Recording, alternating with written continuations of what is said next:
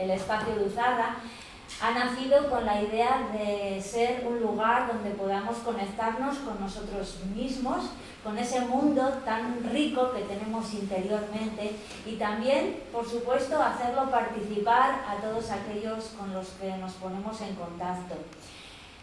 Y otro de los elementos sería poder desarrollar esos valores que cada uno tiene y que muchas veces anhela desarrollarlos, manifestarlos y se encuentra a veces pues con dificultades. Por eso nosotros a través de 3 herramientas, como tenemos aquí en un cartel, pues las utilizamos para poder llegar a ese mundo interior y también actuar en relación con los demás. Entonces, esas herramientas son la filosofía, la cultura y el voluntariado. Y bueno, en este año, a pesar de las dificultades que está habiendo en la Tierra, pues bueno, hemos conseguido mantener una pequeña llama y hemos mantenido diferentes actividades a través de talleres y bueno, como en este caso, pues de esta lectura pública, mitad presencial, mitad online. Y bueno, esto de algún modo nos ayuda a ser como una bombona de oxígeno para el alma, porque si no, la situación de miedo, de pánico, pues lo único que hace es arrugar un poco el alma y que no pueda respirar a gusto. Bueno, y para no arrugarnos el alma, pues queremos desde aquí, desde el espacio Luzarra, escribir, diríamos, una lanza en favor del valor, de uno de esos valores justos que todos queremos también desarrollar, ¿no? Para que no nos arrastre el miedo y también para que cada uno de nosotros pueda sacar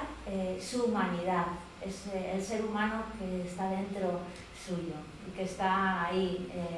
latiendo y queriendo salir. Por eso también en este Día Internacional del Libro, que celebramos aquí en Espacio Luzarra, pues ya desde hace unos años estamos leyendo ese magnífico texto de un autor clásico como es Cervantes, que es El Quijote, en el que vamos a encontrar también muchos valores. Y bueno, cada año pues es una oportunidad acercarnos al Caballero de la Triste Figura y también es otra oportunidad para a través de reflexionar sobre por qué son necesarios los caballeros andantes. Sí, pues nos preguntamos, ¿son necesarios los caballeros andantes? Lo que ocurre es que en este texto de El Quijote, pues alguno quizá alguna vez se ha podido preguntar, si lo ha leído un poco, pues bueno, es que tiene una lectura un poco difícil. Casi uno hasta dice, es un poco obsoleta esta lectura. Entonces puede preguntarse, pero ¿realmente esto me aporta algo? ¿Es interesante? ¿Me puede enseñar algo? ¿Qué nos puede enseñar? ¿Cómo afrontaríamos este tema, Leticia? Bueno, en realidad si miramos desde que se escribió esta novela, pues hay una serie de grandes mentes, grandes escritores, grandes seres humanos que vuelven una y otra vez al Quijote y dicen que siempre les aporta algo nuevo, que siempre les hace reflexionar sobre ellos mismos y les da otra idea de algo más poderoso que lo que podemos ver nosotros mismos. Es algo que está conectado con las estrellas. Entonces, tal vez el problema no es el lenguaje, diríamos que tampoco el problema es que nos tenemos que esforzar un poquito en esa lectura, sino el problema quizá puede ser en que nos hemos olvidado de ese Quijote que llevamos dentro. Podría ser. Nos hemos olvidado de que dentro de nosotros vive un pequeño caballero andante que necesita aventuras y que necesita esas aventuras porque es capaz de ver cómo los molinos no son realmente molinos, sino que esa es una apariencia que tienen, pero que son monstruos que esconden algo contra lo que hay que luchar. Y entonces necesitamos que ese pequeño caballero andante luche contra sus propios molinos, que no son malos molinos. Así que desde el Espacio Luzarra queremos animaros a todos a que no dejéis morir el Quijote que cada uno lleva adentro de su corazón, porque si dejamos morir ese Quijote, estamos dejando morir al soñador que cada uno de nosotros tiene dentro. Y ese soñador es aquel que puede hacer que uno cambie y por lo tanto que puede hacer que el mundo cambie también, que ese mundo pueda ser un poquito mejor. Así que ya sin más, pues con esto vamos a dar paso a la lectura del Quijote y comentar algunas cositas que son importantes. Bueno, de momento, pues, a no ser que luego venga alguien más, solo tenemos a Antonio, que él sabe el turno que le toca, y a los que estáis aquí pues os iremos avisando para leer. Y sí que es verdad, pues eso, que leer tranquilos, despacio, no hay prisa, y creo que más o menos eso es todo. Vamos a empezar por el capítulo 28, que es donde nos quedamos el año pasado. Y vamos a ir dando paso nosotros al turno que le toca. Entonces, pues ya se va a preparar el primer turno, que va a ser Ana Laura Juli.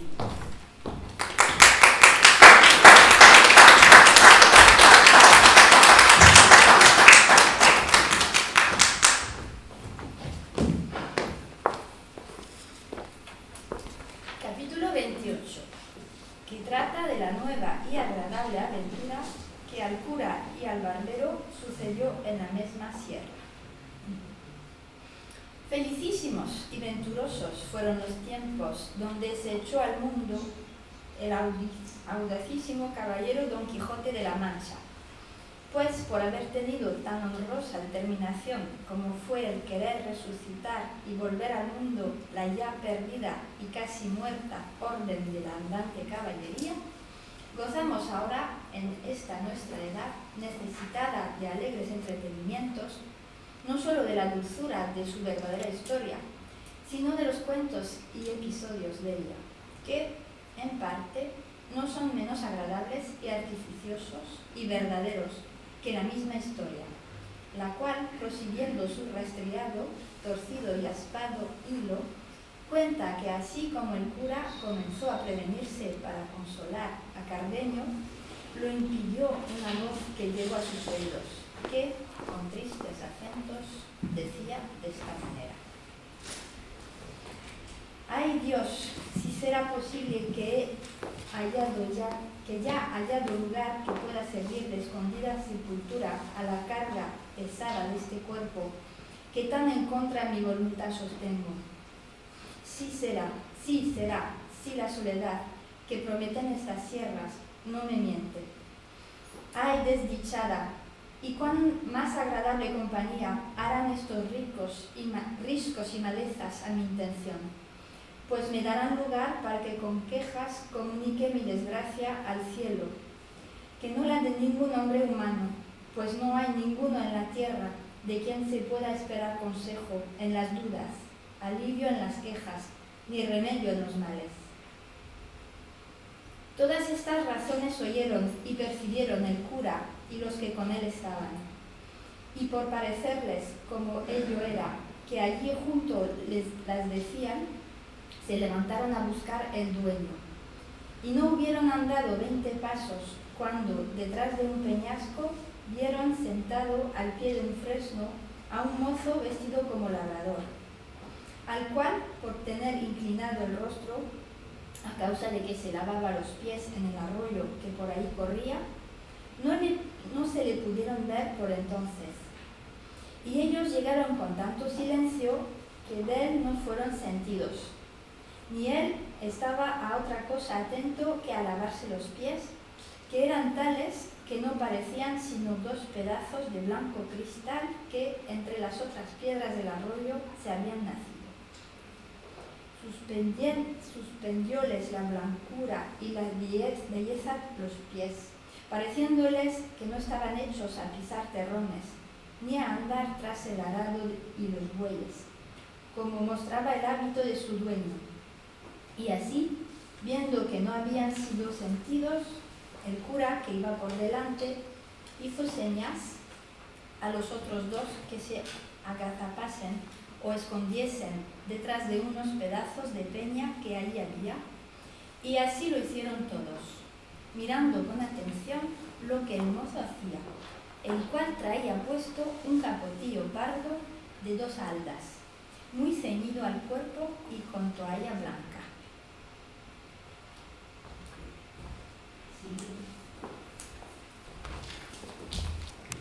Traía asimismo unos calzones y polainas de paño pardo, y en la cabeza una montera parda. Tenía las polainas levantadas hasta la mitad de la pierna, que sin duda alguna de blanco alabastro parecía. Acabóse de lavar los hermosos pies y luego con un paño de tocar que sacó debajo de la montera se los limpió. Y al querer quitársele, alzó el rostro y tuvieron lugar los que mirándole estaban de ver una hermosura incomparable. Tal que Cardenio dijo al cura con voz baja: «Esta ya no es Lucinda, no es persona humana, sino divina». El mozo se quitó la montera y sacudiendo la cabeza a una y otra parte, se comenzaron a descoger y esparcir unos cabellos que pudieran los del sol tenerles envidia. Con esto conocieron que el que parecía labrador era mujer y delicada, y aún la más hermosa que hasta entonces los ojos de los dos habían visto. Y aún los de Cardenio, si no hubieran mirado y conocido a Luscinda, que después afirmó que solo la belleza de Luscinda podía contender con aquella. Los luengos y rubios cabellos no solo le cubrieron las espaldas, mas todo en torno la escondieron debajo de ellos, que si no eran los pies ninguna otra cosa de su cuerpo se parecía. Tales y tantos eran. En esto les sirvió de peine unas manos que si los pies en el agua habían parecido pedazos de cristal, las manos en los cabellos semejaban pedazos de apretada nieve. Todo lo cual, en más admiración y en más deseo de saber quién era, ponía a los otros 3 que la miraban. Por esto determinaron de mostrarse, y al momento que hicieron de ponerse de pie, la hermosa moza alzó la cabeza y, apartándose los cabellos de delante de los ojos con entrambas manos, miró los que el ruido hacían y apenas los hubo visto, cuando se levantó en pie, y sin aguardar a descalzarse y a recoger los cabellos, asió con mucha presteza un bulto, como de ropa, que junto a sí tenía, y quiso ponerse en huida, llena de turbación y sobresalto. Mas no hubo dado 6 pasos cuando, no pudiendo sufrir los delicados pies la aspereza de las piedras, dio consigo en el suelo, lo cual, visto por los 3, salieron a ella, y el cura fue el primero que le dijo: «Deteneos, señora, quienquiera que seáis, que los que aquí veis solo tienen intenciones de serviros. No hay para qué os pongáis en tan impertinente huida, porque ni vuestros pies lo podrán sufrir, ni nosotros consentir». A todo esto, ella no respondía palabra, atónica y confusa. Llegaron pues a ella, y asiéndola por la mano, el cura prosiguió diciendo: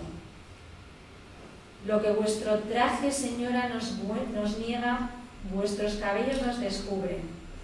Señales claras que no deben de ser poco momento las causas que han disfrazado vuestra belleza en hábito tan indigno, y traídolas a tanta soledad como en esta, en la cual ha sido venturosa el hallaros, sino para dar remedio a vuestros males, a lo menos para daros consejo. Pues ningún mal puede fatigar tanto mi llegar tan el extremo de serlos, mientras no acabe la vida, que huya de mí de no escuchar ni siquiera el consejo que con buena intención se le da al que lo padece. Así que, señora mía o señor mío, lo que vos quisierais ser, perded el sobresalto que nuestra vista os causa y contadnos vuestra buena o mala suerte, que nosotros juntos o en cada uno hallaréis quien os ayude a sentir vuestra desgracia.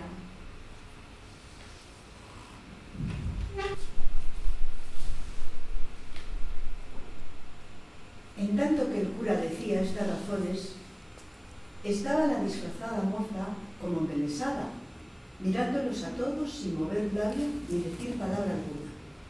Bien así como rústico aldeano, que de improviso se le muestran cosas raras y de él jamás vistas.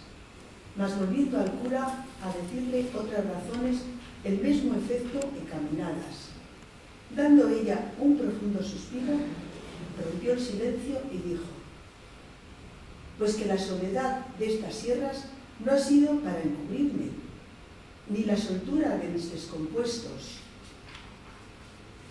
cabellos no ha permitido que sea mentirosa mi lengua.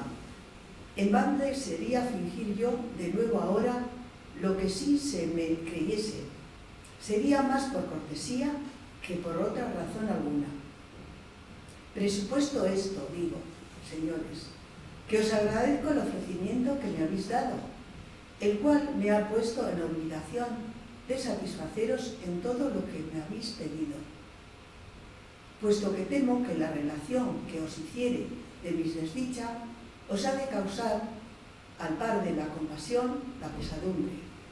porque no habéis de hallar remedio para remediarlas, ni consuelo para entretenerlas. Pero, con todo esto, porque no ande vacilando mi honra en vuestras intenciones, habiéndome ya conocido por mujer y viéndome moza, sola y en este traje, cosas todas juntas y cada una por sí, que puedo echar por tierra cualquier honesto crédito. Os habré de decir lo que quisiera callar si pudiera. Todo esto dijo sin parar la que tan hermosa mujer parecía, con tan suelta lengua, con voz tan suave, que no menos les admiró su discreción que su hermosura. Y tornándole a hacer nuevos ofrecimientos y nuevos ruegos para que lo prometido cumpliese, ella, sin hacerse más de rogar, calzándose con toda honestidad y recogimiento sus cabellos, se acomodó en el asiento de una piedra, y puestos los tres alrededor de ella, haciéndose fuerza para detener algunas lágrimas que a los ojos se le venían. Con voz reposada y clara, comenzó la historia de su vida de esta manera. En esta Andalucía hay un lugar de quien toma título un duque, que le hace uno de los que llaman grandes en España. Este tiene dos hijos, el mayor, heredero de su estado y, al parecer, de sus buenas costumbres, y el menor, no sé de qué sea heredero, sino de las traiciones de Bellido y de los embustes de Gadalón. De este señor son vasallos mis padres, humildes en mi linaje, pero tan ricos que si los bienes de su naturaleza igualaran a los de su fortuna, ni ellos tuvieran más que desear, ni yo temería verme en la desdicha en que me veo, porque quizá nace mi poca ventura de la que no tuvieron ellos, de no haber nacido ilustres. Bien es verdad que no son tan bajos, que puedan afrentarse de un estado, ni tan altos que a mí me quiten la imaginación que tengo y de que su humildad viene mi desgracia.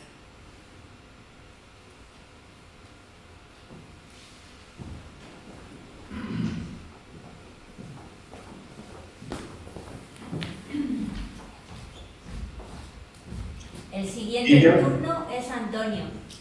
Ellos, en fin, son labradores, gente llana, sin mezcla de alguna raza malsonante, y, como suele decirse, cristianos viejos graciosos, pero tan ricos que su riqueza y magnífico trato les va poco a poco adquiriendo nombre de hidalgos y aún de caballeros, puesto que de la mayor riqueza y nobleza que ellos se preciaban era de tenerme a mí por hija, y así, por no tener otra, ni otro que nos heredase como por ser padres y aficionados. Yo era una de las más regaladas, hijas que padres jamás regalaron.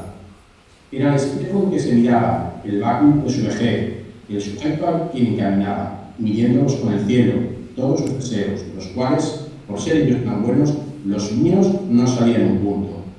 Y del mismo modo que yo era señora de sus ánimos, así lo era de su hacienda. Por mí se recibían y despedían los criados, la razón y cuenta de lo que se sembraba, y cogía, pasaba por mi mano, los molinos de aceite, los lagares de vino,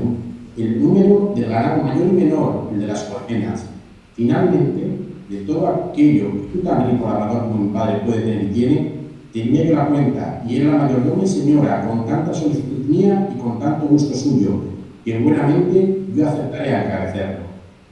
Los ratos que el día me quedaba, después de haber dado lo que convenía a los mayorales, a capataces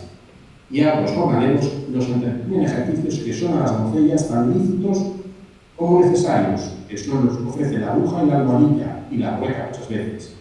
Y si alguna, por recrear el ánimo, estos ejercicios dejaba, me acogía al entretenimiento de leer algún libro de voto o a tocar una arpa, porque la experiencia demostraba que la música compone los ánimos descompuestos y alivia los trabajos que nacen del espíritu.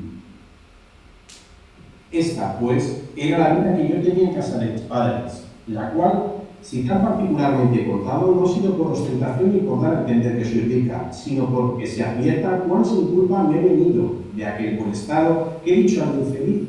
en que ahora me hallo. Es, pues,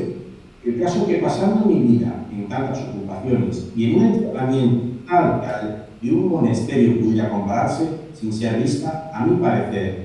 de otra persona alguna que de los criados de casa, porque los días que iba a misa era tan de mañana y tan acompañada de mi madre y otras criadas, y yo tan cubierta y recatada que apenas veía mis ojos más tierra de aquella donde ponía los pies. Y con todo esto, los del amor o los de la curiosidad, por mejor decir, aquí los del lince, no pueden darse en bien, puestos en la solicitud de don Fernando, que este es el nombre del hijo menor del duque que os he contado. No hubo bien nombrado a don Fernando la que contaba, cuando a Cardenio se le mudó la color del rostro y comenzó a trasudar con tan grande alteración que el cura y barbero que veían ellos temieron que le venía aquel accidente de locura que había oído decir que de cuando en cuando le venía, mas Cardenio no hizo otra cosa que trasudar y estarse quedo mirando de hito en hito a la lavandera, imaginando quién ella era, la cual, sin advertir en los movimientos de Cardenio, prosiguió su historia y diciendo: y no me hubieran bien visto cuando, según él dijo después, quedó tan preso de mis amores cuanto lo dieron bien a entender sus demostraciones. Mas por acabar presto con el cuento, que no le tiene, de mis desdichas, quiero pasar en silencio las diligencias de don Fernando que don Fernando hizo para declararme su voluntad. Sobornó toda la gente de mi casa, dio y ofreció dádivas y mercedes a mis parientes. Los días eran todos de fiesta y de regocijo en mi calle.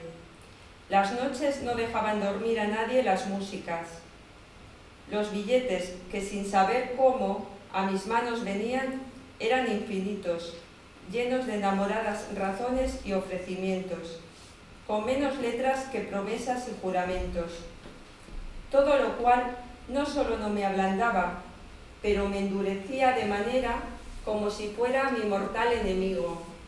y que todas las obras que para reducirme a su voluntad hacía, las hiciera para el efecto contrario, no porque a mí me pareciese mal la gentileza de don Fernando, ni que tuviese a demasía sus solicitudes, porque me daba un no sé qué de contento verme tan querida y estimada de un principal caballero, y no me pesaba ver en sus papeles mis alabanzas, que en esto, por feas que seamos las mujeres, me parece a mí que siempre nos da gusto el oír que nos llaman hermosas. pero a todo esto se oponía mi honestidad y los consejos continuos que mis padres me daban, que ya muy al descubierto sabían la voluntad de don Fernando, porque ya a él no se le daba nada que todo el mundo la supiese. Decíanme mis padres que en sola mi virtud y bondad dejaban y depositaban su honra y fama, y que considerase la desigualdad que había entre mí y don Fernando, y que por aquí echaría de ver que sus pensamientos, aunque él dijese otra cosa, más se encaminaban a su gusto que a mi provecho, y que si yo quisiese poner en alguna manera algún inconveniente para que él se dejase de su injusta pretensión, que ellos me casarían luego con quien yo más gustase, así de los más principales de nuestro lugar como de todos los circunvecinos, pues todo se podía esperar de su mucha hacienda y de mi buena fama. Con estos ciertos prometimientos y con la verdad que ellos me decían fortificaba yo mi entereza,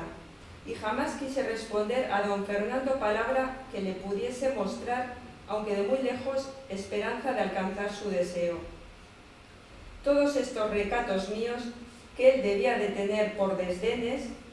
debieron de ser causa de avivar más su lascivo apetito, que este nombre quiero dar a la voluntad que me mostraba, la cual, si ella fuera como debía, no la supiérades vosotros ahora, porque hubiera faltado la ocasión de decírosla. Finalmente don Fernando supo que mis padres andaban por darme estado, por quitarle a él la esperanza de poseerme, o a lo menos porque yo tuviese más guardas para guardarme. Y esta nueva sospecha fue causa para que hiciese lo que ahora oiréis. Y fue que una noche, estando yo en mi aposento, con sola la compañía de una doncella que me servía, teniendo bien cerradas las puertas, por temor que por descuido mi honestidad no se viese en peligro, sin saber ni imaginar cómo, en medio de estos recatos y prevenciones, y en la soledad de este silencio y encierro, me le hallé delante, cuya vista me turbó de manera que me quitó la de mis ojos y me enmudeció la lengua. Y así fue poderosa de dar voces, y así no fui poderosa de dar voces, ni aun él creo que me las dejara dar, porque luego se llegó a mí, y tomándome en sus brazos, porque yo, como digo, no tuve fuerzas para defenderme, según estaba turbada, comenzó a decirme tales razones que no sé cómo es posible que tenga tanta habilidad la mentira que las sepa componer de modo que parezcan tan verdaderas.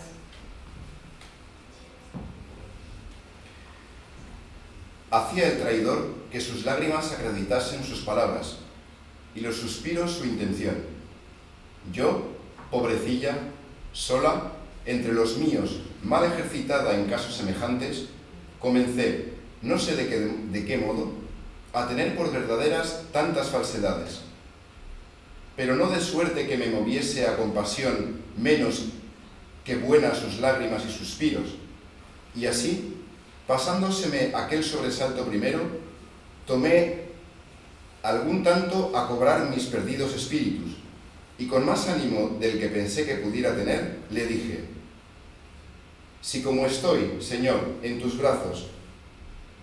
estuviera entre los de un león fiero, y el de librarme de ellos se me asegurara con que hiciera o dijera cosa que fuera en perjuicio de mi honestidad, así fuera posible hacella o decilla como es posible dejar de haber sido lo que fue. Así que, si tú tienes ceñido mi cuerpo con tus brazos, yo tengo atada mi alma con mis buenos deseos, que son tan diferentes de los tuyos como lo verás, si con hacerme fuerza quisieres pasar adelante de ellos, en ellos. Tu vasalla soy, pero no tu esclava.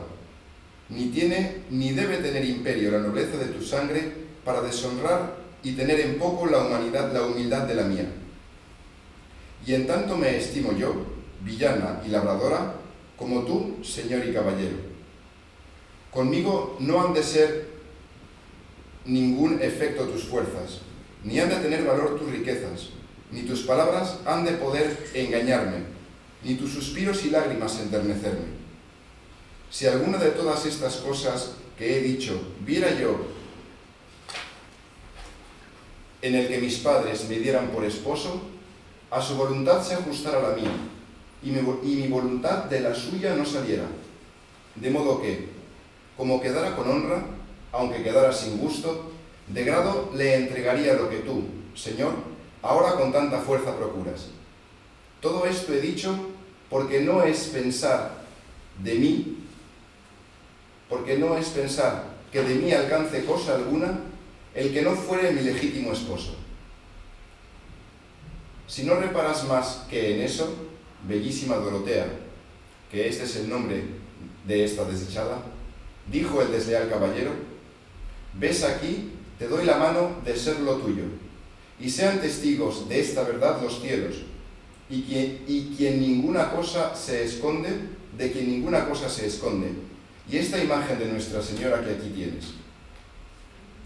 Cuando Cardenio le oyó decir que se llamaba Dorotea, tornó de nuevo a sus sobresaltos y acabó de confirmar por verdadera su primera opinión, pero no quiso interrumpir el cuento, por ver en qué venía a parar lo que él ya casi sabía. Solo dijo,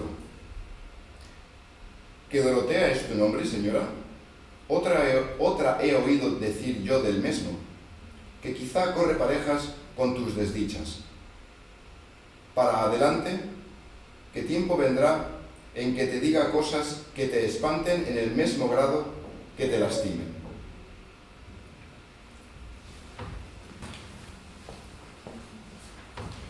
Reparó Dorotea en las razones de Cardenio y en su extraño y desastrado traje, y rogóle que si alguna cosa de su hacienda sabía,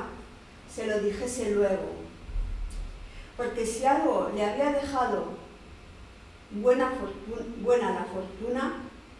era el ánimo que tenía para sufrir cualquier desastre que le sobreviniese, segura de que a su parecer ninguno podía llegar que el que tenía acrecentase un punto.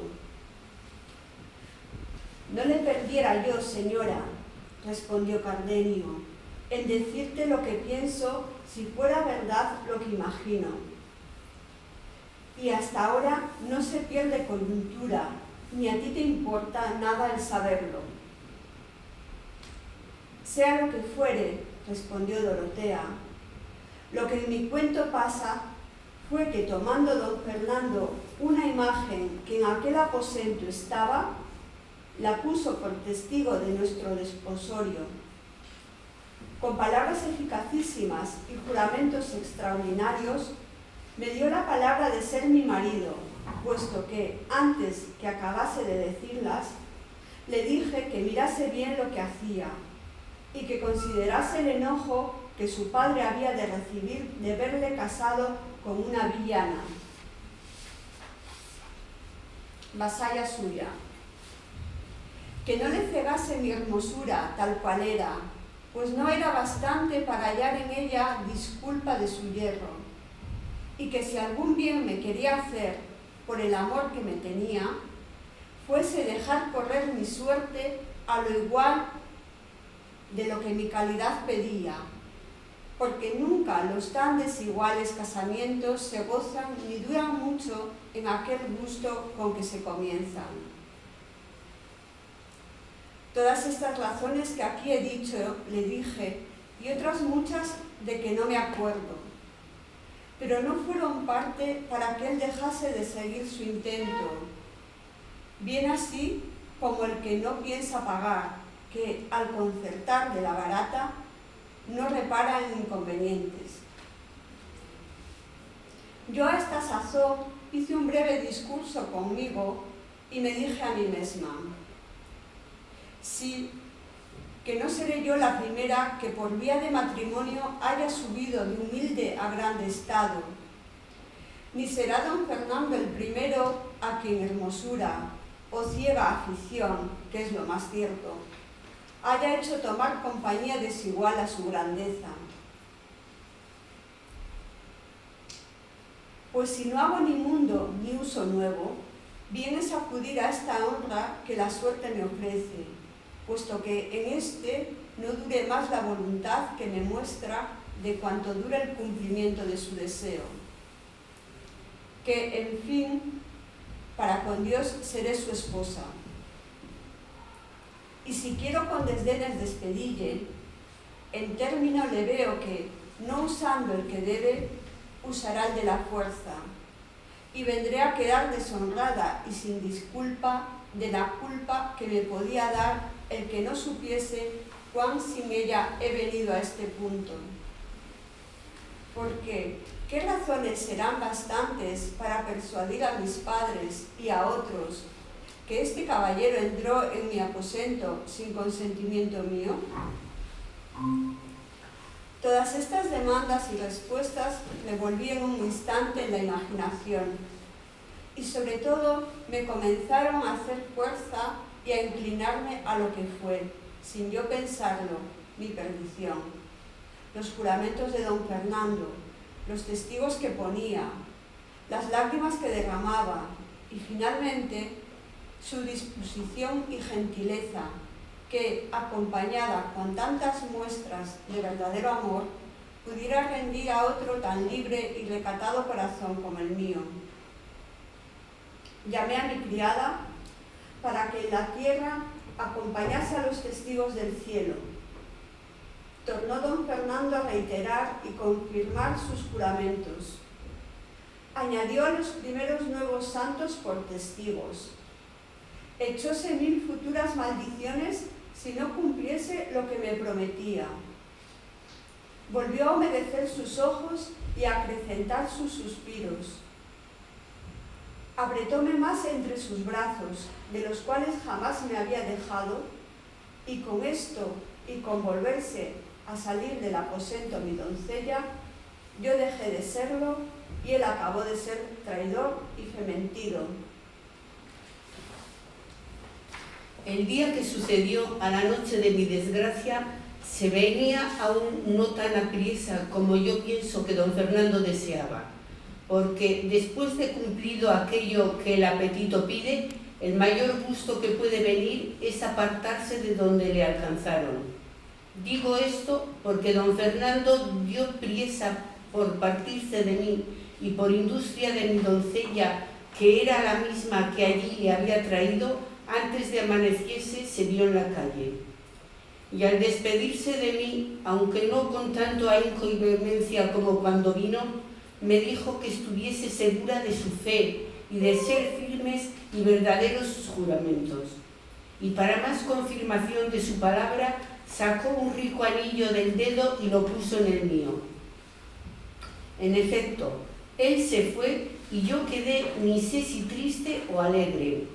Esto sé bien decir, que quedé confusa y pensativa y casi fuera de mí con el nuevo acaecimiento, y no tuve ánimo, o no se me acordó, de reñir a mi doncella por la traición cometida de encerrar a don Fernando en mi mismo aposento, porque aún no me determinaba si era bien o mal el que me había sucedido.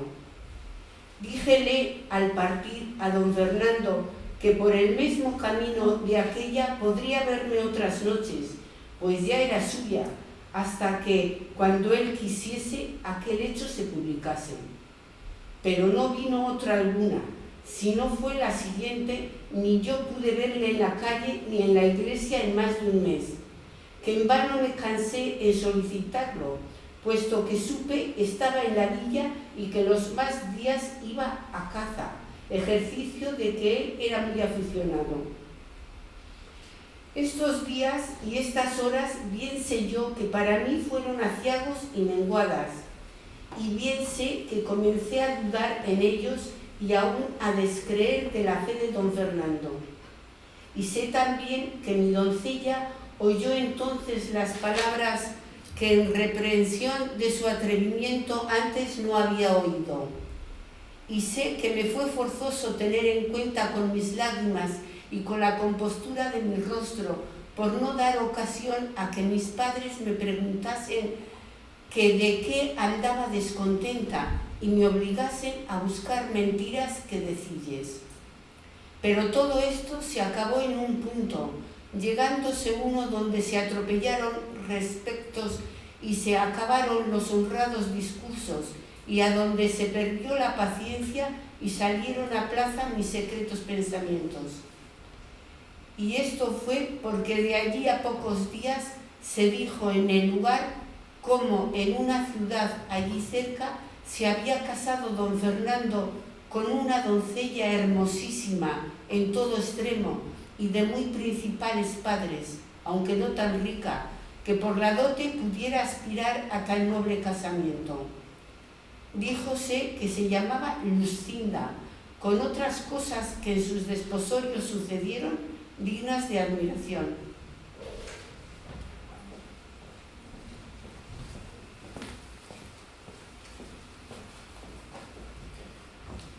Oyó Cardenio el nombre de Lucinda,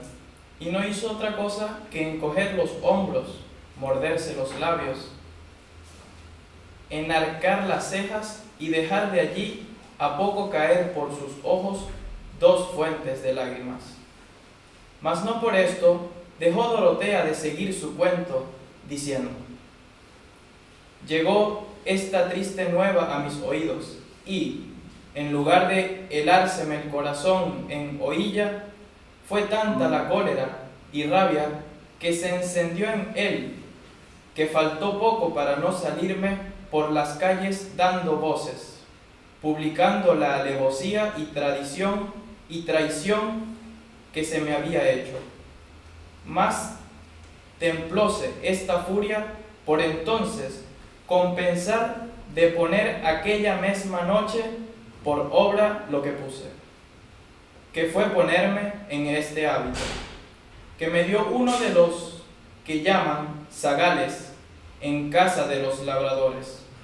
que era criado de mi padre, al cual descubrí toda mi desventura, y le rogué me acompañase hasta la ciudad, donde entendí que mi enemigo estaba. Él, después que hubo reprehendido mi atrevimiento y afeado mi determinación, viéndome resuelta en mi parecer, se ofreció a tenerme compañía, como él dijo, hasta el cabo del mundo. Luego, al momento, encerré en una almohada de lienzo un vestido de mujer y algunas joyas y dineros. Por lo que podía suceder, y en el silencio de aquella noche, sin dar cuenta a mi traidora doncella, salí de mi casa, acompañada de mi criado y de muchas imaginaciones, y me puse en camino de la ciudad a pie. Llevad el vuelo del deseo de llegar, ya que no a estorbar lo que tenía por hecho, a lo menos a decir a don Fernando me dijese con qué alma lo había hecho. Llegué en 2 días y medio donde quería, y entrando por la ciudad pregunté por la casa de los padres de Lucinda, y el primero a quien hice la pregunta me respondió más de lo que yo quería oír. Díjome la casa y todo lo que había sucedido en el desposorio de su hija, cosa tan pública en la ciudad, que se hacía corrillos para contarla por toda ella. Díjome que la noche que don Fernando se desposó con Lucinda, después de haber en ella dado el sí de ser su esposa, le había tomado un recio desmayo, y que llegando su esposo a desabrocharle el pecho para que le diese el aire, le halló un papel escrito de la misma letra de Lucinda, en que decía y declaraba que ella no podía ser esposa de don Fernando, porque lo era de Cardenio, que a lo que el hombre me dijo era un caballero muy principal de la misma ciudad, y que si había dado el sí a don Fernando fue por no salir de la obediencia de sus padres. En resolución, tales razones dijo que contenía el papel, que daba a entender que ella había tenido intención de matarse en acabándose de reposar, y daba allí las razones porque no había quitado la vida. Todo lo cual dicen que confirmó una daga que le hallaron no sé en qué parte de sus vestidos. Todo lo cual, visto por don Fernando, pareciéndole que Lucinda le había burlado y escarnecido y tenido en poco, arremetió a ella antes de que su desmayo volviese, y con la misma daga que le hallaron, la quiso dar de puñaladas. Y lo hiciera si sus padres y los que hallaron presentes no se lo estorbaran. Dijeron más, que luego se ausentó don Fernando, y que Lucinda no había vuelto de su parasismo hasta otro día, que contó a sus padres cómo ella era verdadera esposa de aquel Cardenio que he dicho. Supe más, que el Cardenio, según decían, se halló presente de los desposorios, y que, en viéndola desposada, lo cual él jamás pensó, se salió de la ciudad desesperado, dejándole primero escrita una carta, donde daba a entender el agravio que Lucinda le había hecho, y de cómo él se iba a donde gentes no le viesen.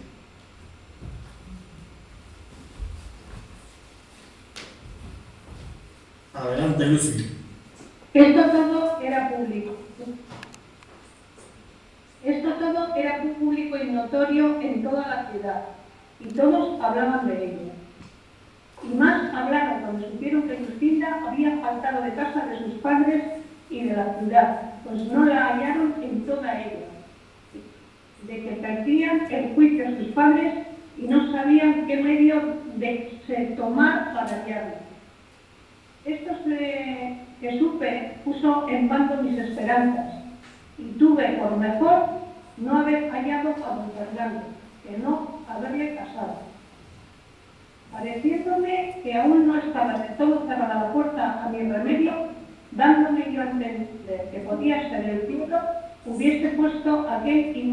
impedimento en el segundo matrimonio, por atraerle a conocer lo que al primero debía, y a caer en la cuenta de que era cristiano y que estaba más obligado a su alma que a los respetos humanos. Todas estas cosas resolvían mi fantasía y me consolaba sin tener consuelo, fingiendo unas esperanzas largas y desmayadas para entretener la vida que ya comenzó. Estando pues en la ciudad sin saber qué hacerme, pues a don Fernando no hallaba, llegó a mis oídos un público pregón, donde se prometía grande hallazgo a quien me hallase, dando las señas de la edad y del mismo traje que traía. Y oí decir que se decía que me había sacado de casa de mis padres el mozo que conmigo vino, cosa que me llegó al alma. Por ver cuán decaída andaba mi crédito, pues no bastaba perderle con mi venida, sino añadir el con quién, siendo sujeto tan bajo y tan indigno de mis buenos pensamientos. Al punto que oí el pregón, me salí de la ciudad con mi criado, que ya comenzaba a dar muestras de titubear en la fe que la fidelidad me tenía prometida. Y aquella noche nos entramos por lo espeso de esta montaña, con el miedo de no ser hallados. Pero, como suele decirse, que un mal llama a otro y que el fin de una desgracia suele ser el principio de otra mayor, así me sucedió a mí, porque mi buen criado, hasta entonces fiel y seguro, así como me vio en esta soledad, incitado de su misma bellaquería,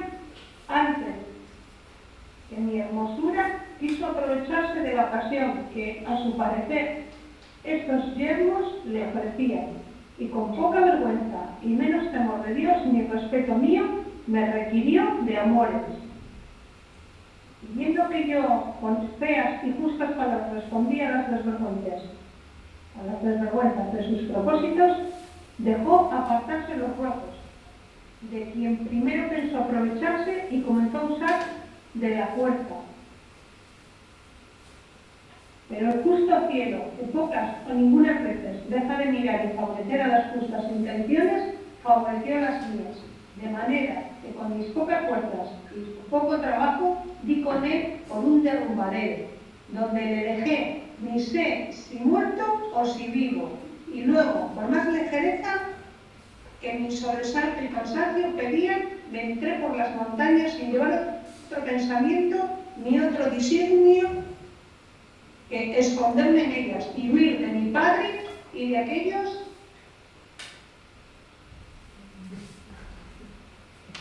que de su parte me andaban buscando. Con ese deseo, a no sé cuántos meses que entré en ellas, donde hallé un ganadero que me llevó por su criado a un lugar que está en las entrañas de esta sierra, al cual he servido de zagal todo este tiempo, procurando estar siempre en el campo, por encubrir estos caminos que ahora, sin pensarlo, me han descubierto. Pero toda mi industria y toda mi solicitud fue y ha sido de ningún progreso, pues mi amo vino conocimiento de que yo no era varón y nació en él el mismo mal pensamiento que en mi criado. Y como no siempre la fortuna con los trabajos da los remedios, no hay derrumbadero ni barranco de donde despeñar y despeñar al amo. Como le hallé para el criado, y así tuve por menor inconveniente dejarlo y esconderme de nuevo entre estas asperezas, que probar con él mis fuerzas o mis disculpas. Digo pues que me torné a emboscar y a buscar donde sin impedimento ni alguno pudiese con suspiros y lágrimas rodar al cielo, se duela de mi desventura y me dé industria y favor para salir de ella, o para dejar la vida entre estas soledades, sin que quede memoria de esta triste, de tan sin culpa suya, habrá dado materia para que de ella se hable y murmure la suya en estas tierras. ¿Va?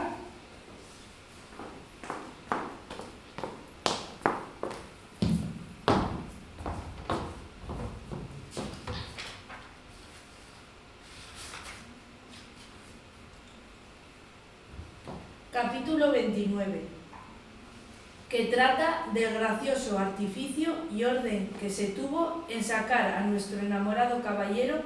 de la asperísima penitencia en que se había puesto. Esta es, señores, la verdadera historia de mi tragedia. Mirad y juzgar ahora si los suspiros que escuchastes,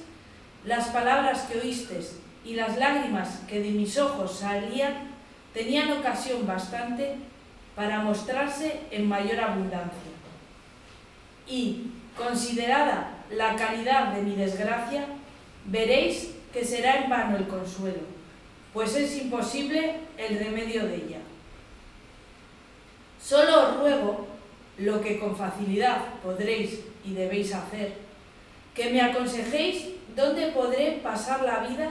sin que me acabe el temor y sobresalto que tengo de ser hallada de los que me buscan. Que aunque sé que el mucho amor que mis padres me tienen me asegura que seré de ellos bien recibida,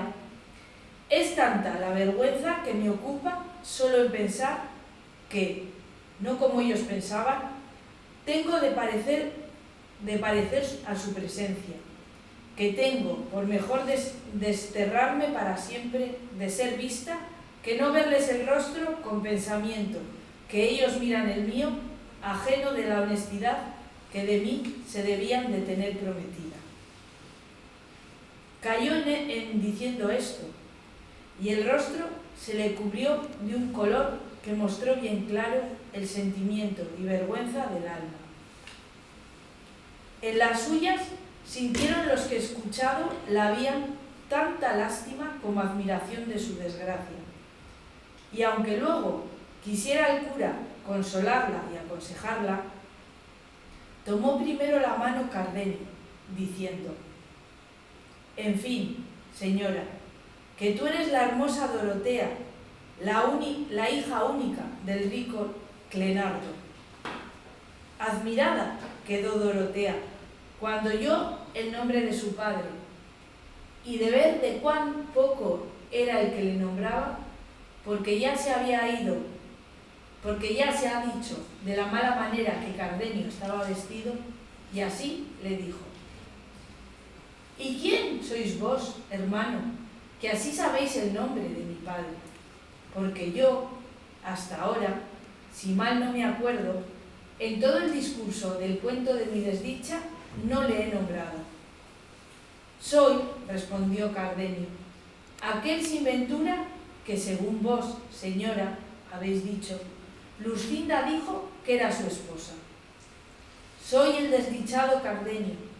a quien el mal término de aquel que a vos os ha puesto en el que estáis, me ha traído a que me veáis cual me veis, roto, desnudo, falto de todo humano consuelo y, lo que es peor de todo, falto de juicio, pues no le tengo sino cuanto al cielo se le antoja dármele por algún breve espacio de tiempo. Yo, Dorotea, soy el que me hallé presente a las sinrazones de don Fernando y el que aguardó oír el sí que de ser su esposa pronunció Luscinda. Yo soy el que no tuvo ánimo para ver en qué paraba su desmayo, ni lo que resultaba del papel que le fue hallado en el pecho, porque no tuvo el alma sufrimiento para ver tantas desventuras juntas. Y así dejé la casa y la paciencia y una carta, que dejé a un huésped mío, a quien rogué que en manos de Luscinda la pusiera. Y víneme a estas soledades, con intención de acabar en ellas la vida, que desde aquel punto aborrecí, como mortal enemiga mía. Mas no ha querido la suerte quitármela, contentándose con quitarme el juicio. Quizá por guardarme para la buena ventura que he tenido en hallaros, pues siendo verdad, como creo que lo es, lo que aquí habéis contado, aunque podría ser que entre ambos nos tuviese el cielo guardado mejor suceso en nuestros desastres que nosotros pensamos. Porque presupuesto que Luscinda no puede casarse con don Fernando por ser mía, ni don Fernando con ella por ser vuestro, y haberlo ella tan manifestadamente declarado, bien podemos esperar que el cielo nos restituya lo que es nuestro, pues está todavía en ser y no se ha enajenado ni deshecho.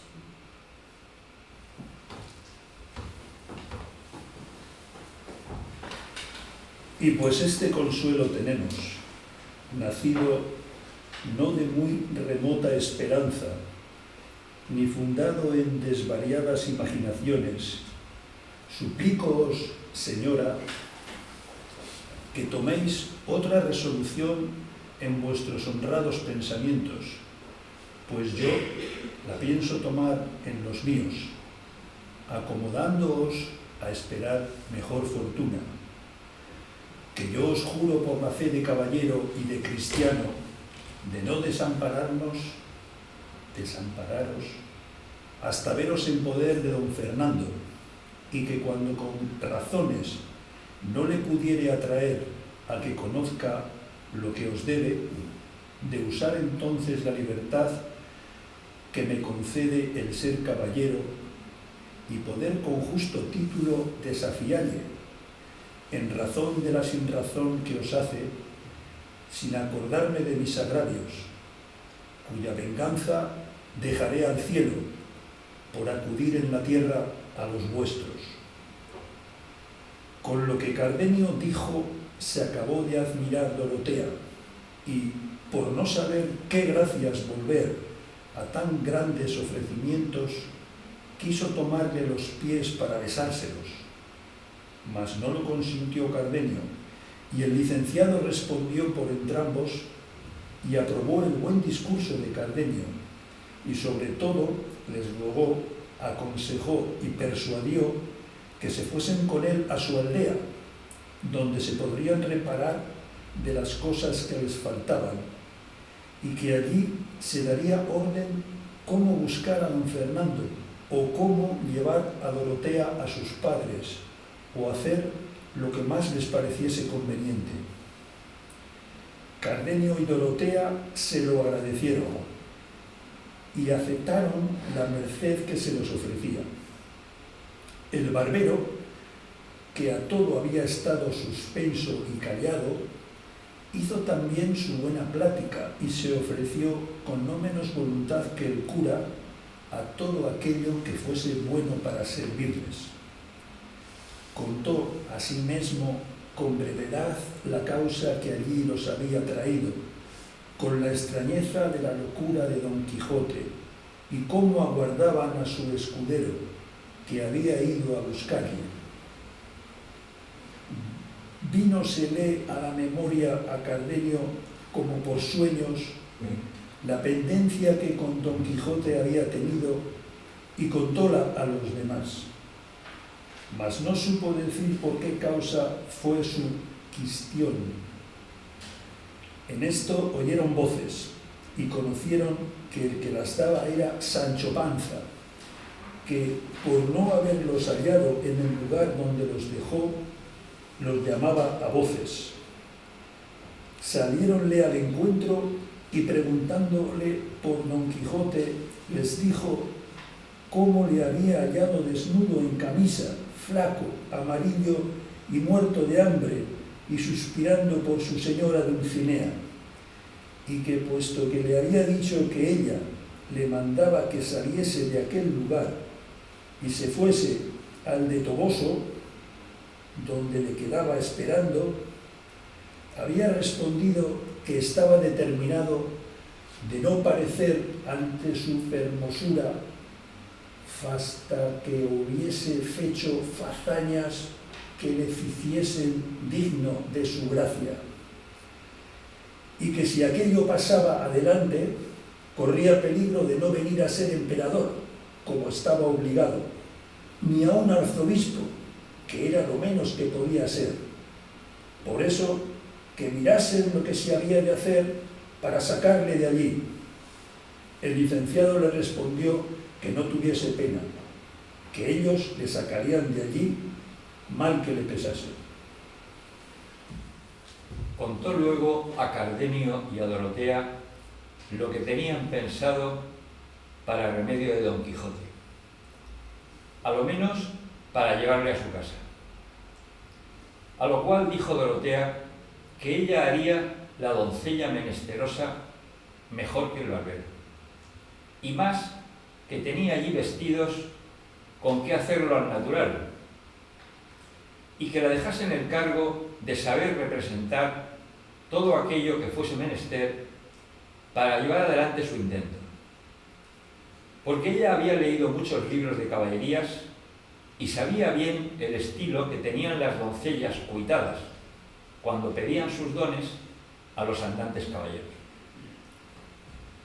Pues no es menester más, dijo el cura, sino que luego se ponga por obra, que sin duda la buena suerte se muestra en favor nuestro, pues tan sin pensarlo, a vosotros, señores, se os ha comenzado a abrir puerta para vuestro remedio, y a nosotros se nos ha facilitado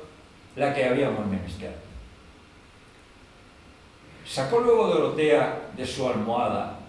una saya entera de cierta telilla rica y una mantelina de otra vistosa tela verde, y de una cajita un collar y otras joyas, con que en un instante se adornó, de manera que una rica y gran señora parecía. Todo aquello y más dijo que había sacado de su casa para lo que se ofreciese, y que hasta entonces no se le había ofrecido ocasión de haberlo menester. A todos contentó en extremo su mucha gracia, donaire y hermosura, y confirmaron a don Fernando, por de poco conocimiento, pues tanta belleza desechaba. Pero el que más se admiró fue Sancho Panza, por parecerle,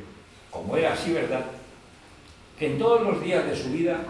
había visto tan hermosa criatura. Y así preguntó al cura, con grande ahínco, le dijese quién era aquella tan hermosa señora y qué era lo que buscaba por aquellos santurriales. Esta hermosa señora, respondió el cura Sancho, hermano, es, como quien no dice nada, es la heredera por línea recta de varón del gran reino de Micomicón, la cual viene en busca de vuestro amo a pedirle un don,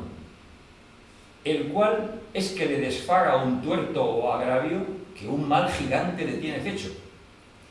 Y a la fama que de buen caballero vuestro amo tiene por todo lo descubierto,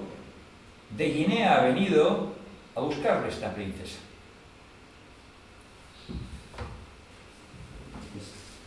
Dichosa buscada y dichoso hallazgo, dijo a esta sazón Sancho Panza,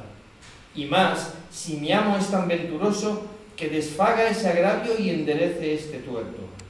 matando a ese hideputa de ese gigante que vuestra merced dice que si matará si él le encuentra, si ya no fuese fantasma, que contra los fantasmas no tiene mi señor poder alguno. Pero una cosa quiero suplicar a vuestra merced, entre otras, señor licenciado, y es que, porque a mi amo no le tome gana de ser arzobispo, que es lo que yo temo, que vuestra merced le aconseje que se case luego con esta princesa, y así quedará imposibilitado de recibir órdenes arzobispales, y vendrá con facilidad a su imperio, y yo al fin de mis deseos. Que yo he mirado bien en ello, y hallo por mi cuenta que no me está bien que mi amo sea arzobispo, porque yo soy inútil para la iglesia, pues soy casado, y andarme ahora a traer dispensaciones para poder tener renta por la iglesia, teniendo, como tengo, mujer e hijos, sería nunca acabar. Así que, señor, todo el toque está en que mi amo se case luego con esta señora, que hasta ahora no sé su gracia, y así no la llamo por su nombre. Llámase, respondió el cura, la princesa Micomicona, porque, llamándose su reino Micomicón, claro está que ella se ha de llamar así. No hay duda en eso, respondió Sancho, que yo he visto a muchos tomar el apellido y alcurnia del lugar donde nacieron, llamándose Pedro de Alcalá, Juan de Úbeda y Diego de Valladolid. Y esto mismo se debe usar allá en Guinea, tomar las reinas los nombres de sus reinos. Así debe ser, dijo el cura, y en lo del casarse vuestro amo, yo haré en ello todos mis poderíos. Con lo que quedó tan contento Sancho, cuando el cura, admirado de su simplicidad y de ver cuán encajados tenía en la fantasía los mismos disparates que su amo, pues sin alguna duda se daba a entender que había de venir a ser emperador. Ya en esto se había puesto Dorotea sobre la mula del cura, y el barbero se había acomodado al rostro la barba de la cola de buey, y dijeron a Sancho que los guiase a donde Don Quijote estaba, al cual advirtieron que no dijese que conocía al licenciado ni al barbero, porque en no conocerlos consistía todo el toque de venir a ser emperador su amo. Puesto que ni el cura ni Cardenio quisieron ir con ellos, porque no se le acordase a Don Quijote la pendencia que con Cardenio había tenido, y el cura porque no era menester por entonces su presencia. Y así los dejaron ir delante, y ellos los fueron siguiendo a pie, poco a poco. No dejó de avisar el cura lo que había de hacer Dorotea, a lo que ella dijo que descuidasen, que todo se haría sin faltar punto, como lo pedían y pintaban los libros de caballerías.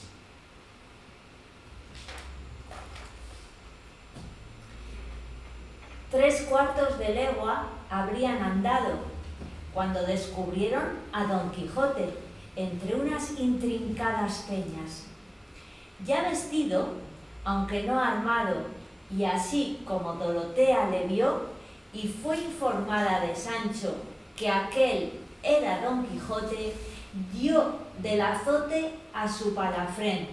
siguiéndole el bien barbado barbero.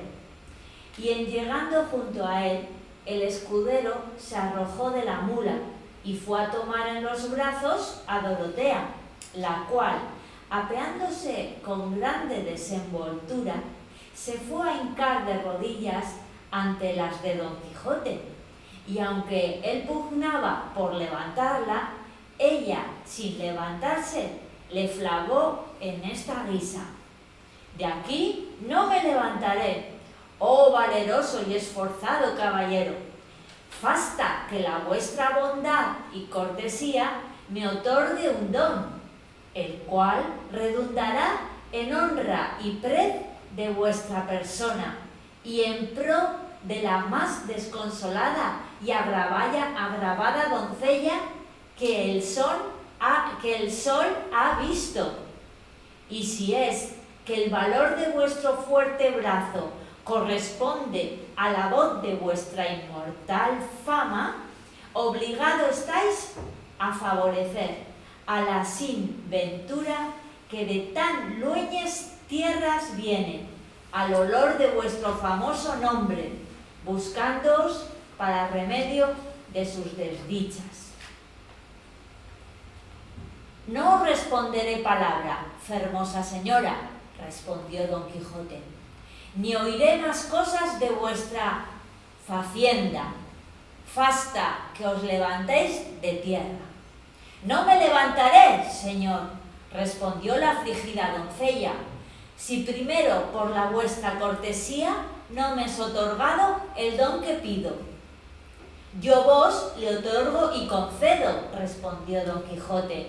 «como no se haya de cumplir en daño o mengua de mi rey, de mi patria y de aquella que de mi corazón y libertad tiene la llave».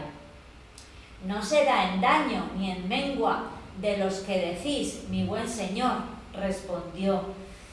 la dolorosa doncella. Y estando en esto, se llegó Sancho Panza al oído de su señor, y muy pasito le dijo: «Bien puede vuestra merced, señor, concederle el don que pide, que no es cosa de nada, solo matar a un gigantazo, y esta que lo pide es la alta princesa Micomicona, reina del gran reino Micomicón de Etiopía». «Sea quien fuere», respondió Don Quijote, «que yo haré lo que soy obligado y lo que me dicta mi conciencia, conforme a lo que profesado tengo». Y, volviéndose a la doncella, dijo: «La vuestra gran fermosura se levante, que yo le otorgo el don que pedirme quisiere». «Pues el que pido es», dijo la doncella, «que la vuestra magnánima persona se venga luego conmigo, donde yo le llevaré, y me prometa que no se ha de entremeter en otra aventura, ni demanda alguna, hasta darme venganza de un traidor que, contra todo derecho divino y humano, me tiene usurpado mi reino». «Digo que así lo otorgo», respondió Don Quijote, «y así podéis, señora, desde hoy más desechar la malenconía que os fatiga y hacer que cobre nuevos bríos y fuerza vuestra desmayada esperanza, que, con la ayuda de Dios y la de mi brazo, vos os veréis presto restituida en vuestro reino y sentada en la silla de vuestro antiguo y grande estado, a pesar y a despecho de los follones que contradecirlo quisieren. Y manos a la labor, que en la tardanza dicen que suele estar el peligro».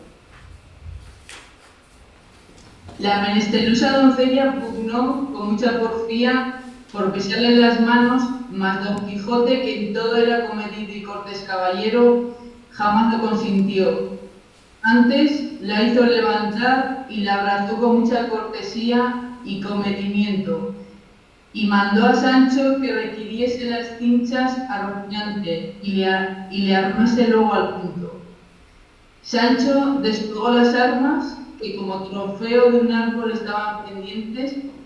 y requiriendo las cinchas, en un punto armó a su señor, el cual, viéndose armado, dijo: «Vamos de aquí en el nombre de Dios a favorecer esta gran señora». Estábase el barbero aún de rodillas, teniendo gran cuenta de disimular la risa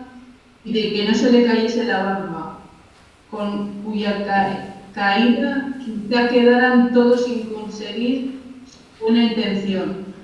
Y viendo que ya el don estaba concedido y con la diligencia que Don Quijote se alistaba para ir a cumplirle, se levantó y tomó de la otra mano a su señora, y entre los dos la subieron en la mula. Luego subió Don Quijote sobre Rocinante, y el barbero se acomodó en su cabalgadura, quedándose Sancho, donde de nuevo se le replicó la pérdida del rostro, con la falta que entonces le hacía, mas todo lo llevaba con gusto, por parecerle que ya su señor estaba puesto en camino, y que de ser emperador, porque sin duda alguna pensaba que se había de casar con aquella princesa, y ser, por lo menos, rey de Micómico. Solo le daba pesadumbre el pensar que aquel reino era en tierra de negros, y que la gente que por sus vasallos le diesen habían de ser todos negros, a lo cual hizo luego en su imaginación un buen remedio, y díjose a sí mismo: ¿qué se me da a mí que mis vasallos sean negros? Habrá más que cargar con ellos y traerlos a España, donde los podré vender, y a donde me los pagarán de contado, de cuyo dinero podré comprar algún título o algún oficio con que vivir descansado todos los días de mi vida. No, sino dormíos y no tengáis ingenio ni habilidad para disponer de las cosas y para vender 30 o 10.000 vasallos, endacame esas pajas. Para Dios, el volar, chico con grande o como pudiere, que por negros que sean, los he de volver blancos o amarillos. Llegaos, que me mamo el dedo. Con esto andaba tan solícito y tan contento que se le olvidaba la pesadumbre de caminar a pie. Todo esto miraban de entre unas greñas Cardenio y el cura, y no sabían qué hacerse para juntarse con ellos. Pero el cura, que era gran tracista, vino luego lo que harían para conseguir lo que deseaban. Y fue que con unas tijeras que traía en un estuche quitó con mucha presteza la barba a Cardenio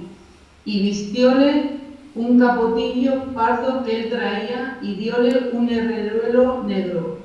Y él se quedó en alzas y en jubón, y quedó tan otro de lo que antes parecía Cardenio que él mismo no se conocería, aunque a un espejo se miraría. Hecho esto, pues ya que los otros habían pasado adelante en tanto que ellos se disfrazaron, con facilidad salieron al camino real antes que ellos, porque las malezas y malos pasos de aquellos lugares no concedían que anduviesen tanto los de a caballo como los de a pie. En efecto, ellos se pusieron en el llano, a la salida de la sierra, y así como salió de ella Don Quijote y sus camaradas, el cura se le puso a mirar muy despacio, dando señales de que iba reconociendo, y al cabo de haberle una buena pieza, estaban mirando, se fue de él abiertos los brazos y diciéndole a voces: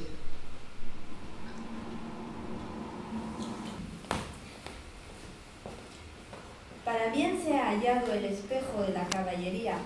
en mi buen compatriota Don Quijote de la Mancha, la flor y la nata de la gentileza, el amparo y remedio de los menesterosos, la quinta esencia de los caballeros andantes. Y diciendo esto, tenía abrazado por la rodilla de la pierna izquierda a Don Quijote, el cual, espantado de lo que veía y oía decir y hacer a aquel hombre, se le puso a mirar con atención, y al fin le conoció, y quedó como espantado de verle, e hizo grande fuerza por apearse, mas el cura no lo consintió, por lo cual Don Quijote decía: déjeme vuestra merced, señor licenciado, que no es razón que yo esté a caballo y una tan reverenda persona como vuestra merced esté a pie. Eso no consentiré yo, en ningún modo, dijo el cura. Estése la vuestra grandeza a caballo, pues estando a caballo acaba las mayores fazañas y aventuras que en nuestra edad se han visto, que a mí, aunque indigno sacerdote, bastaráme subir en las ancas de una de estas mulas de estos señores que con vuestra merced caminan. Si no lo han por enojo, y aún haré cuenta que voy caballero sobre el caballo Pegaso, o sobre la cebra o alfana en que cabalgaba aquel famoso moro Musaraque, que aún hasta ahora yace encantado en la gran cuesta Zulema, que dista poco de la gran Compluto. Aún no caía yo en tanto, mi señor licenciado, respondió Don Quijote,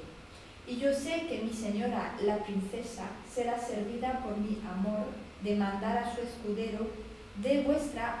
a vuestra merced la silla de su mula, que él podrá acomodarse en las ancas, si es que ella las sufre. Sí sufre, a lo que yo creo, respondió la princesa. Y también sé que no será menester mandárselo al señor mi escudero, que él es tan cortés y tan cortesano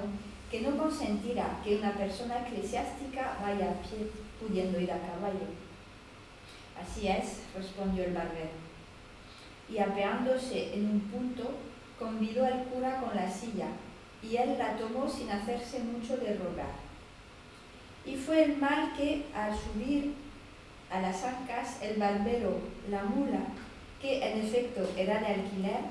que para decir que era mala esto basta, alzó un poco los cuartos traseros y dio dos coces en el aire, que al darlas en el pecho de maese Nicolás o en la cabeza, él diera al diablo la venida por Don Quijote. Con todo eso, le sobresaltaron de manera que cayó en el suelo, con tan poco cuidado de las barbas que se le cayeron en el suelo, y como se vio sin ellas, no tuvo otro remedio sino acudir a cubrirse el rostro con ambas manos y a quejarse que le habían derribado las muelas. Don Quijote, como vio todo aquel mazo de barbas, sin quijadas y sin sangre, lejos del rostro del escudero caído, dijo: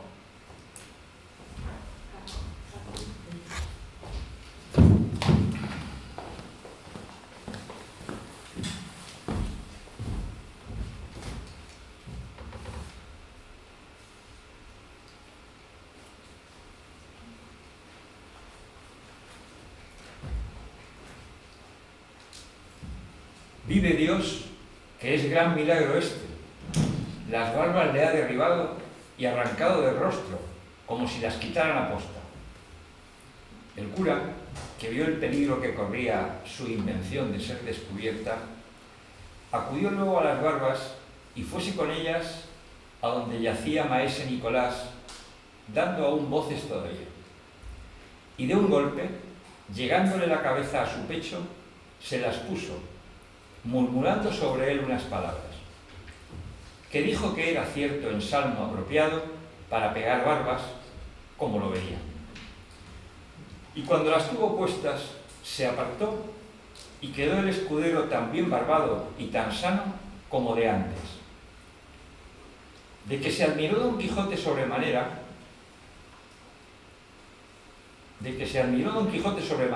y rogó al cura que cuando tuviese lugar le enseñase aquel ensalmo,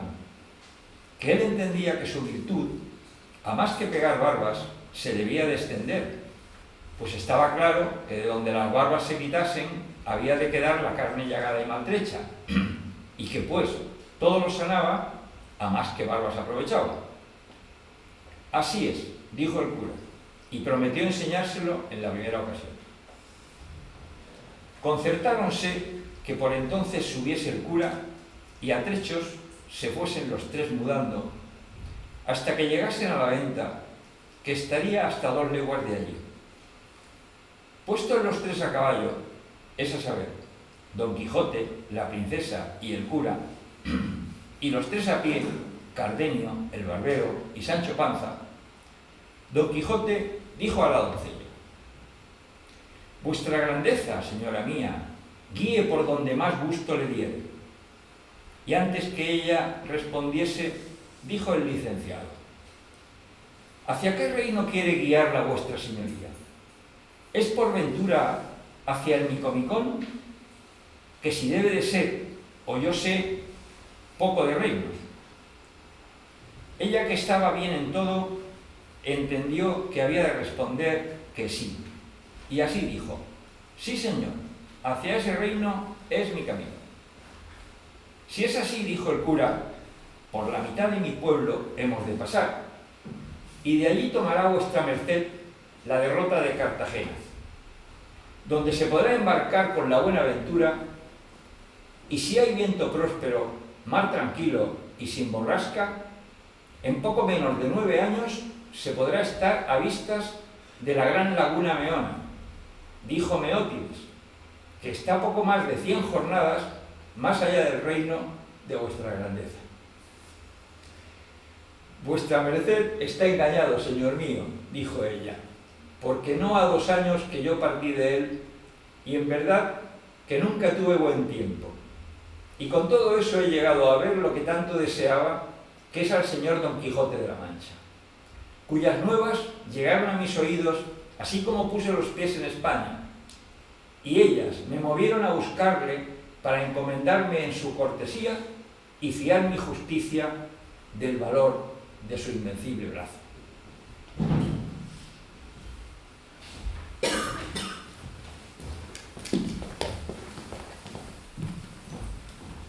Antonio, ahora entras tú. No más, cesen mis alabanzas, dijo hasta sazón Don Quijote, porque soy enemigo de todo género de adulación, y, aunque esta no lo sea, todavía ofenden mis castas orejas semejantes pláticas. Lo que yo sé decir, señora mía,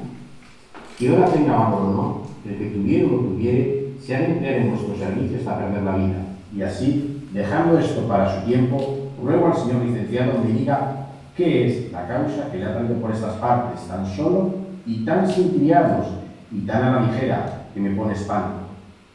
A eso yo responderé con brevedad, respondió el cura, porque sabrá vuestra merced, señor Don Quijote, que yo y maese Nicolás, nuestro amigo y nuestro barbero, íbamos a Sevilla a cobrar cierto dinero que un pariente mío que hace muchos años que pasó a Indias me había enviado, y no tan pocos, que no pasan de 60.000 pesos ensayados,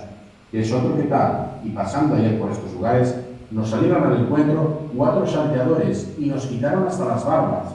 y de modo nos las quitaron que le convino al barbero ponerse las postizas, y a maestre mancebo que aquí va, señalando a Cardenio, le pusieron como de nuevo. Y es lo bueno que es pública fama, por todos estos contornos, que los que nos saltearon son de unos galeotes que dicen que libertó, casi en este mismo sitio, un hombre tan valiente que a pesar del comisario y de las guardas os soltó a todos, y, sin duda alguna, él debía de estar fuera de juicio,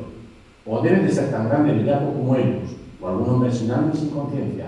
pues quiso soltar al lobo entre las ovejas, y a la raposa entre las gallinas, y a la mosca entre la miel, quiso defraudar la justicia, ir contra su rey y señor natural, pues fue contra sus justos mandamientos, quiso, digo, quitar las galeras a sus pies, poner en alboroto a la Santa Hermandad, que había muchos años que reposaba, quiso finalmente hacer un hecho por donde se pierda su alma, y no gane su cuerpo. No se gane su cuerpo. Habíales contado Sancho al cura y el barbero la aventura de los galeotes, que acabó su amo con tanta gloria suya y por esto cargaba la mano cura recibiéndola, por ver lo que hacía o decía Don Quijote, al cual se le mudaba la color, a cada palabra, y no sabe decir que él había sido el libertador de aquella buena gente. Estos, pues, dijo el cura, fueron los que nos robaron, que Dios por su misericordia se lo perdone al que no nos dejó llevar al debido suplicio.